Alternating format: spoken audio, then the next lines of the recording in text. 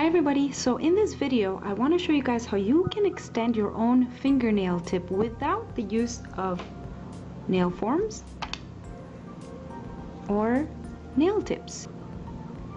Here's what you're going to need: your pure silk fabric, and you can find this at Sally Beauty Supply, online, anywhere really. So we're going to need this, a really good pair of scissors because we're going to cut this to fit our nail. I'm going to be using the IBD glue, the ASP gel cure activating spray, and of course my favorite, the lightless gel resin. And I'm also going to be using a really good nail primer, and the one that I find that really works for me is the No Lift Nails primer, and it comes in a bottle like this, and it comes with a little brush to apply it on your nails. So the first thing you want to do is you want to make sure that any trace of nail polish or oils are removed from your nail bed. So go ahead and grab a cotton ball with some 100% pure acetone and wipe your nail nice and clean. Next, I'm going to go ahead and apply a little bit of primer. Now the reason I like to use the primer when I'm applying this lightless ASP resin is that it really does help with the lifting. I find that when I apply this I get no lifting, and the product lasts on my nail much longer. So just apply a very thin coat of the primer. This is especially good for those of you who live in very humid climates, because you get a lot more lifting when you're living in a humid climate. So applying 1 to 2 coats of the primer will help this product stay on really well. Once the primer has dried, you're going to take your silk and you're going to measure the width of your nail. And this is one thing that you kind of just have to eyeball it, and you're going to measure it, and we're going to cut it a little bit longer than you normally would.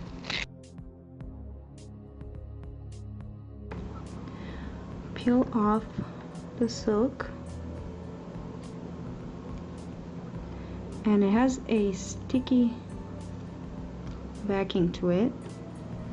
Now you want to apply it about halfway or a little above the halfway point on your nail, and measure out the further side first, because it'll be easier for you to cut facing you than over here on the other side. Then we're going to lay it nice and flat, and now I'm going to cut out this corner here because this is much wider than my nail plate, but here it fits perfectly, as you can see. So from side to side,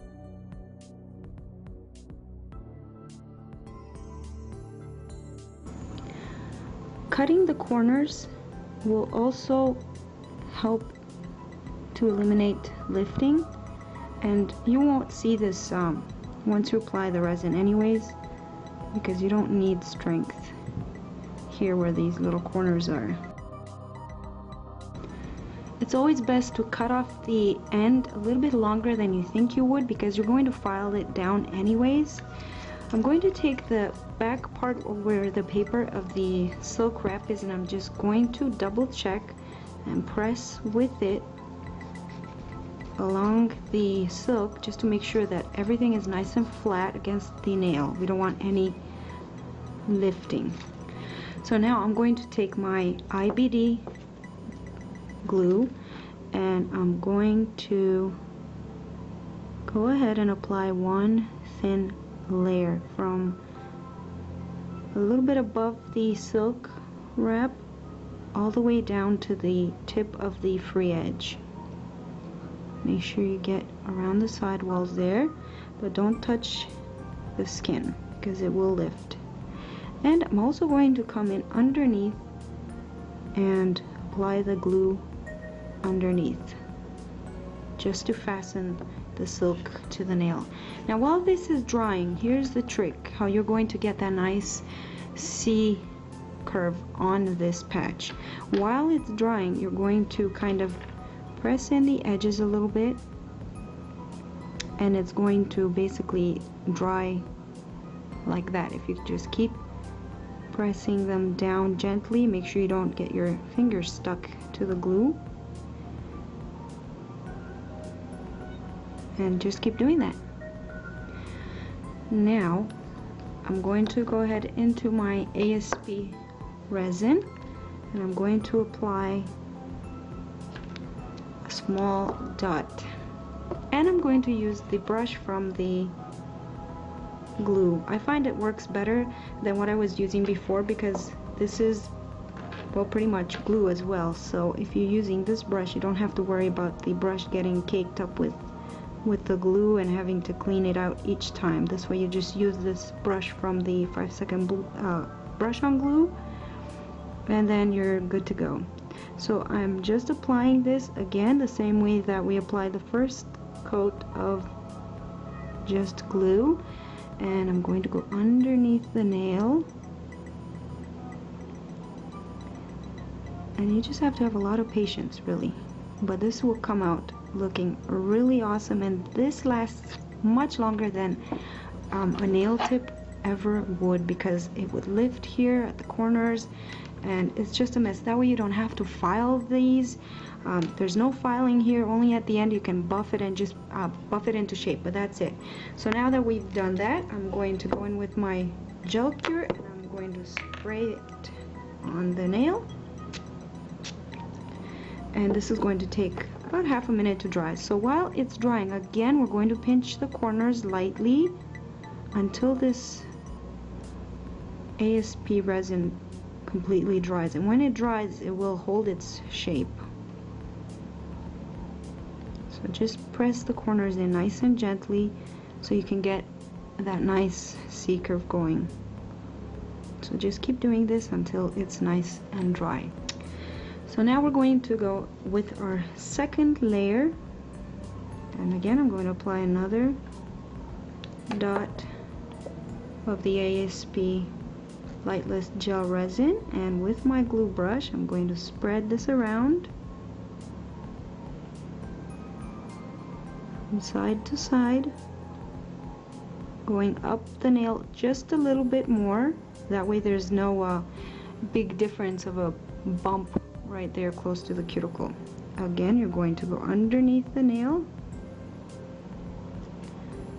on both sides,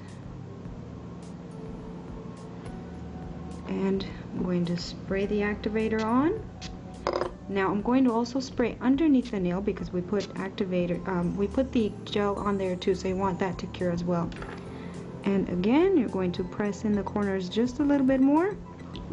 And now I'm going to come in with my third layer of the resin. Now a lot of you have been asking me what I can do to prevent cracking with this lightless gel resin.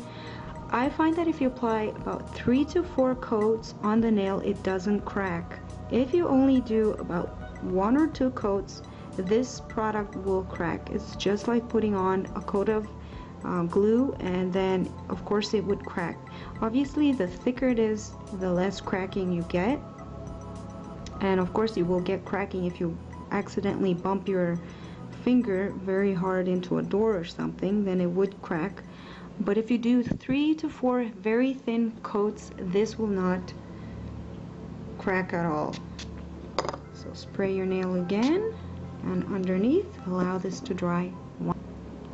Okay, so now that that layer is dry, we're going to go ahead and apply our last layer, and I'm going to apply this a little bit lower, about halfway down the nail. This will be good for the stress area, and you're just going to concentrate your brush here into the center. You're not going to go up towards the cuticle, you're just going to stay down here. And again, you're going to have to brush underneath the nail and encapsulate your free edge. Basically, that's what you're doing.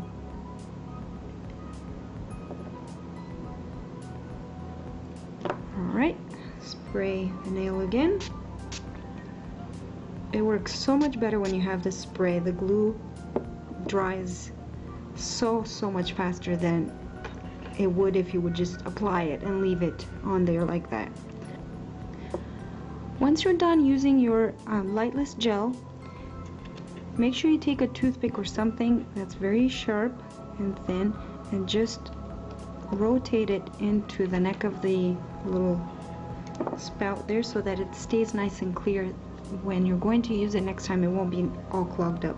And also make sure that you wipe the tip of it, because glue can clog up here and then you'll have to cut this just to get use out of it. And then make sure you put the cap back on and screw it on really nice and tightly and store it standing up like this, not flat, because that can also clog the spout. Okay, so after we've done about 4 coats, I would say, it is now completely cured, and this is what it looks like. As you can see, it has a really nice C curve, and now we're going to start shaping the nail. So grab your file and your buffing block. You'll know the nail is dry because it will get a little bit grainy looking, and when you go to tap it, it just sounds sort of like glass. So grab any file, your 100 grit or 180, and start out with a free edge. You're going to make it as long as you want or as short as you want. So start with the free edge, and then make sure you pull away the side walls so there's no skin sticking to the glue. And remember, this doesn't require a lot of filing, so you have to be very gentle because this is not like acrylic or gel. You have to file only a very little bit. And if you can see, guys, I'm holding my nail at this angle. This will taper down the free edge and make sure that it's nice and even. And I'm only staying on the product. I'm not filing where my nail is exposed, just on the product. So as you can see, you can even lay your file down flat like this and just rotate it, and that will give you a nice C curve as well. You're going to get close to the cuticle here, make sure this is nice and tapered, be very gentle. Sometimes it helps if you look down the barrel of the nail just to make sure there's no high spots or parts that are sticking out that you have to file. So just continue buffing it, filing it down, and you're going to finish it off with a buffing block. This will make it nice and smooth. Once you've finished with your buffing and your filing, you can go ahead and just spray on a little bit of rubbing alcohol just to get rid of all the dust. And this is it, you guys. This is your nail that you have just created.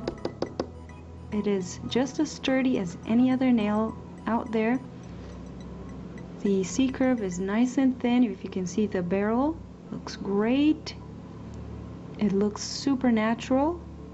And all that just by using your silk and your lightless resin. And now the real test comes when you apply your nail polish. You will see how good this nail actually looks. And I've got my nails painted white because I'm getting ready to do a nail art tutorial, so that's why I thought I would take a few moments here to show you guys how to do this for those of you who want to add a little bit of length to your own nail. And that silk will just grow out with your nail, so you can just file it down as you need to go. But there you go, that's the nail finished. Perfect from corner to corner, from side to side. So I hope this was helpful for you all, and I will see you all in my next tutorial. So keep watching. Thanks.